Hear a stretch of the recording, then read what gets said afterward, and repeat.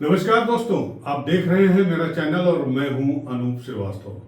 दोस्तों, जब 26 जनवरी को पूरा देश गणतंत्र दिवस के जश्न में डूबा हुआ था, तब यूपी के प्रशासनिक तंत्र में एक ऐसा भूकंप आया है जिसकी थरथराहट बरेली से लेकर लखनऊ और दिल्ली के सत्ता के गलियारों तक महसूस की जा रही है। सोशल मीडिया पर इसने तूफान खड़ा कर दिया है। जी हां, बरेली के सिटी मजिस्ट्रेट अलंकार अग्निहोत्री ने अपने पद से अचानक इस्तीफा दे दिया और यूपी सरकार और केंद्र सरकार के खिलाफ मोर्चा भी खोल दिया है। अभी इस वीडियो के शूट किए जाने तक वो बरेली में कलेक्ट्रेट परिसर में धरने पर बैठे हुए थे। ये सूचना बरेली से आई है। अब इस घटना ने यूपी के प्रशासनिक तंत्र में हलचल मचा दी है और योगी सरकार ने इसे अनुशासनहीनता और सिविल सर्वेंट एथिक्स के खिलाफ मानते हुए अलंकार अग्निहोत्री को न केवल सस्पेंड कर दिया है, बल्कि उनके खिलाफ विभागीय जांच के आदेश भी दे दिए गए हैं। साथ ही उन्हें शामली जिले के जिलाधिकारी कार्यालय से संबद्ध कर दिया गया है। दोस्तों, अब सवाल उठता है कि एक तेज तर्रार और ईमानदार समझे जाने वाले 2019 बैच के अफसर को अपनी कुर्सी क्यों छोड़नी पड़ी?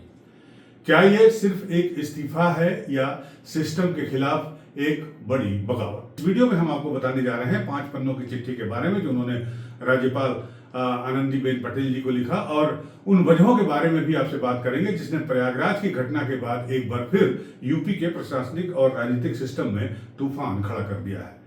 साथ ही अग्निहोत्री के समर्थन में हो रहे भाजपा नेताओं और पदाधिकारियों ने यह सवाल भी खड़ा कर दिया है कि क्या उत्तर प्रदेश में योगी आदित्यनाथ की सरकार या योगी बाबा के खिलाफ किसी तरह की साजिश की शुरुआत हो गई है या साजिश की जा रही है।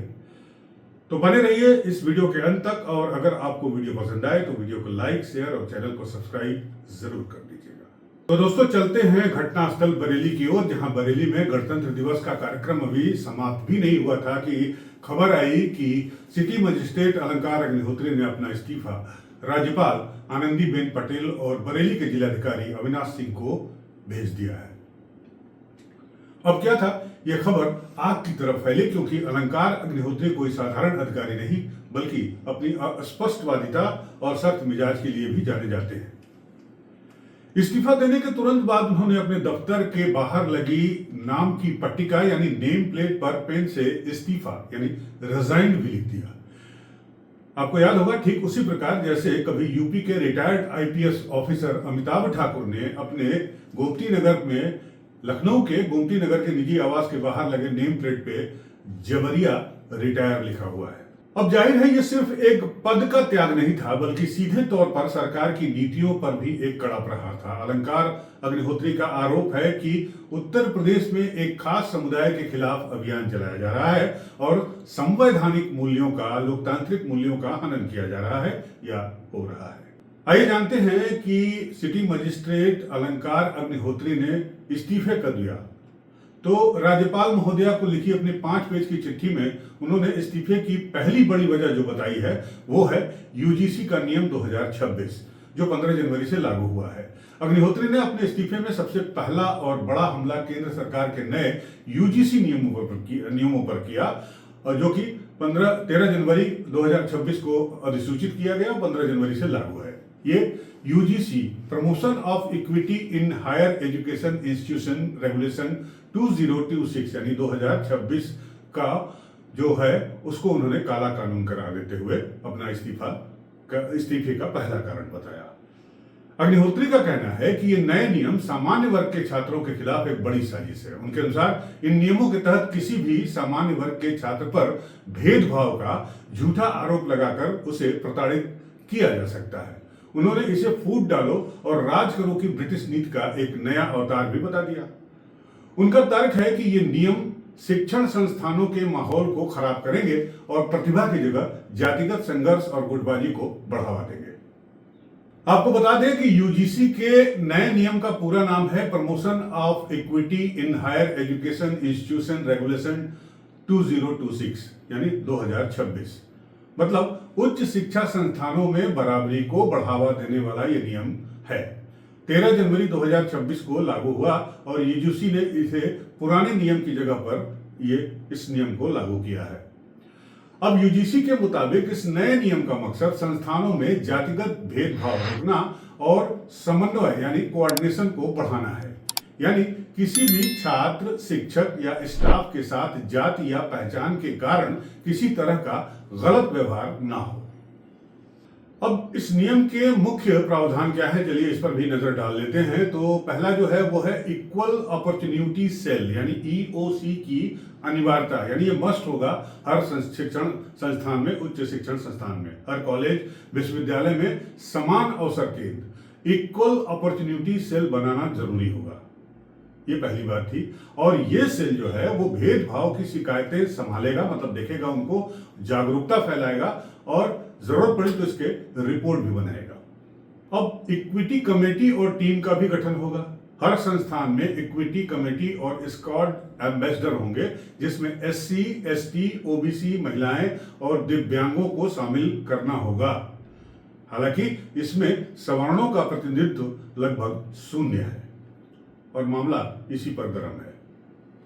हालांकि इसका उद्देश्य यह है, जैसा कि UGC का कहना है, कि वास्तविक प्रतिनिधित्व को सुनिश्चित किया जा सके हर जगह। किसी प्रकार के भेदभाव की शिकायत पर तुरंत शिकायत का समाधान भी सुनिश्चित किया जाएगा। अब अगर किसी को भेदभाव का अनुभव होता है तो शिकायतें ऑनलाइन या लिखित दर्ज हो सकेंगी।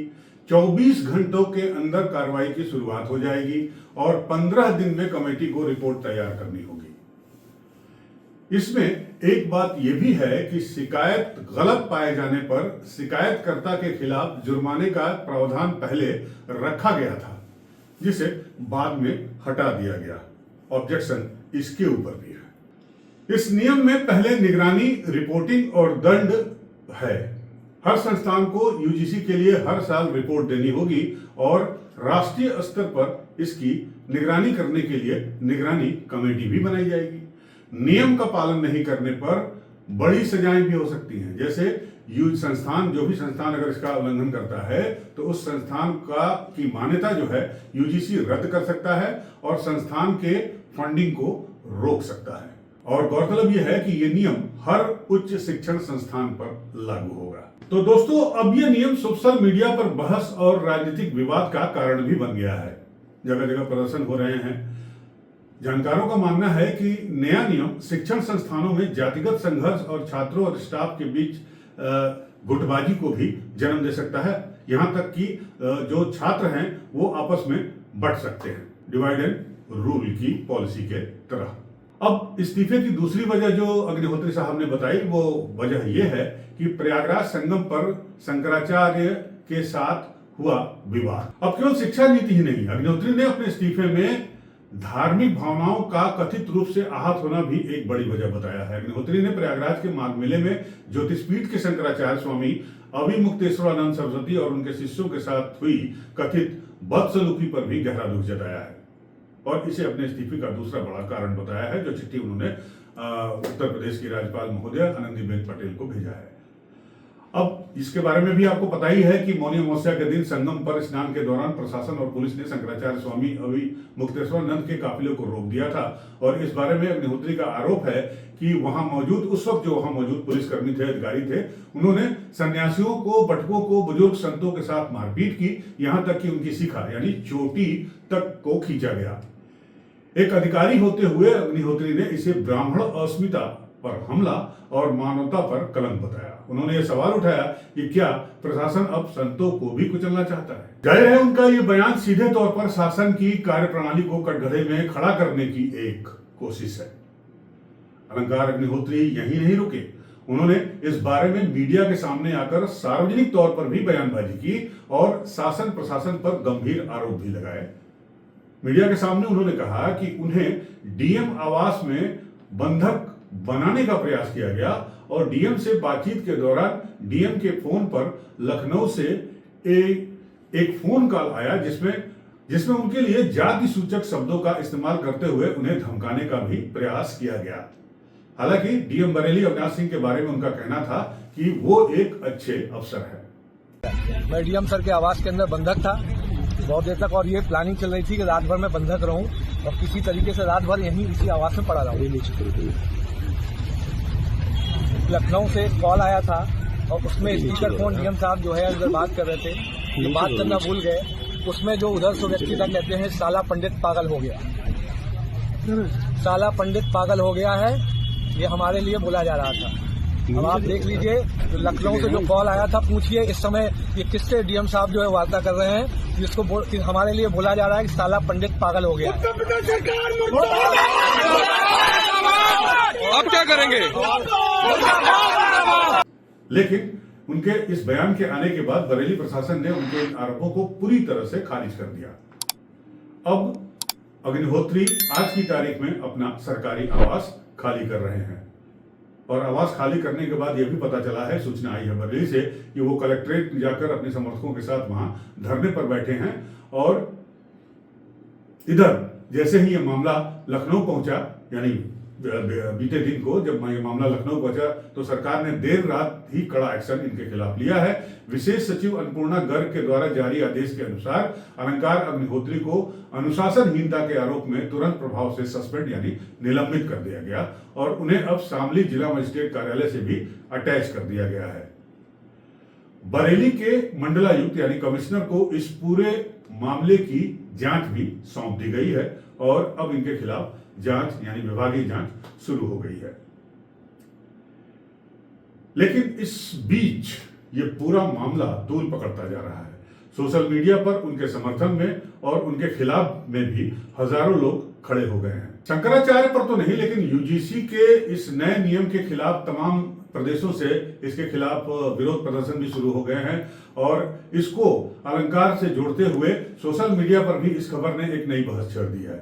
एक तरफ लोग उन्हें हिम्मती अधिकारी मान रहे हैं जो अपनी विचारधारा के लिए कुर्सी तक छोड़ने को तैयार है, वहीं दूसरी तरफ कुछ लोग इसे प्रशासनिक सेवा की गरिमा और अनुशासन के खिलाफ मान रहे हैं और इसे राजनीति से प्रेरित बता रहे हैं। बरेली और लखनऊ के प्रशासनिक हलकों में यह चर्चा आम है कि क्या किसी अधिकारी को सरकारी पद पर रहते हुए इस तरह के राजनीतिक और धार्मिक बयान देने चाहिए।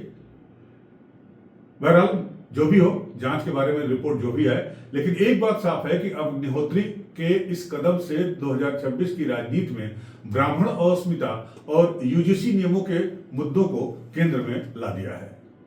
खास बात यह है कि सत्तारूढ़ दल के नेता और पदाधिकारी भी अलंकार अग्निहोत्री के इस कदम के समर्थन में आगे आ गए हैं। बरेली के मेयर उमेश गौतम सहित कई बीजेपी नेता सिटी मजिस्ट्रेट अलंकार अग्निहोत्री के आवास पर इसी यूजीसी मुद्दे पर उनको अपना समर्थन देने पहुंच गए। साथ ही कई अन्य बीजेपी नेताओं ने भी यूजीसी नियम के खिलाफ अग्निहोत्री को अपना समर्थन देने का ऐलान कर दिया। उधर इस्तीफे की दूसरी वजह शंकराचार्य और उनके शिष्यों के साथ हुए अपमानजनक व्यवहार को लेकर भी योगी आदित्यनाथ सरकार में डिप्टी सीएम केशव प्रसाद मौर्य ने सरकार के एजेंडे से बाहर जाकर प्रयागराज में धरने पर बैठे शंकराचार्य से न केवल माफी मांगी मीडिया के द्वारा, बल्कि शंकराचार्य के चरणों में नमन करते हुए उनसे स्नान करने की प्रार्थना भी की।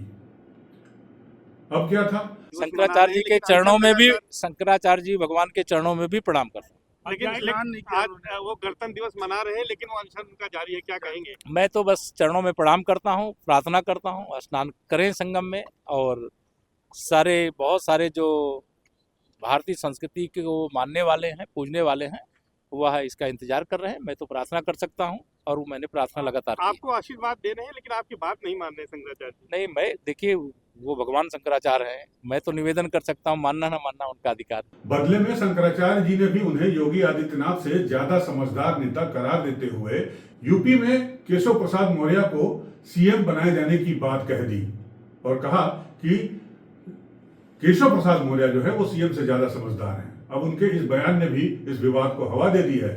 इसके अलावा स्वामी अविमुक्तेश्वरानंद शंकराचार्य ने अग्निहोत्री को सनातन धर्म से जुड़ने की पेशकश भी कर दी और कहा कि उनको यहां सिटी मजिस्ट्रेट के पद से भी ऊंचा पद देकर सम्मान किया जाएगा।